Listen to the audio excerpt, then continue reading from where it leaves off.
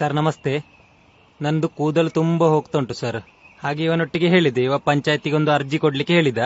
ಅಲ್ಲಿ ಹೋಗಿ ಅರ್ಜಿ ಕೊಡೋಗ ಅವ್ರದೆಲ್ಲ ಬೋಳು ಮಂಡೆ ಇದ್ದದ್ದು, ನನ್ಗೆ ಸರಿ ಆಗ್ಲಿಲ್ಲ. ಹಾಗೆ ನಾನು ನಿಮ್ಮ ಹತ್ರ ಬಂದದ್ದು. ಏನಾದ್ರೂ ಮದ್ದಿದ್ರೆ ಕೊಡಿ. ಅದಕ್ಕೆಲ್ಲ ಏನು ಟೆನ್ಷನ್ ಮಾಡಬೇಡ. ನೋಡು, ನಮ್ಮ ಹತ್ರ ಒಂದು ಎಣ್ಣೆ ಇದೆ.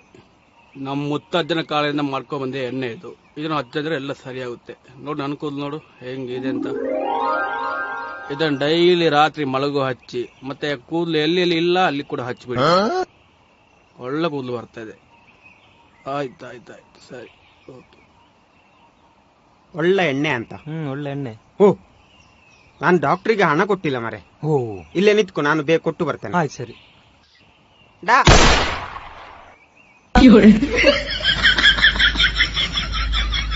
ಓ, ಬೋಳು ಮಂಡೆ. ಈ ಬೋಳಿ ಮತ್ತೆ ಬನ್ನ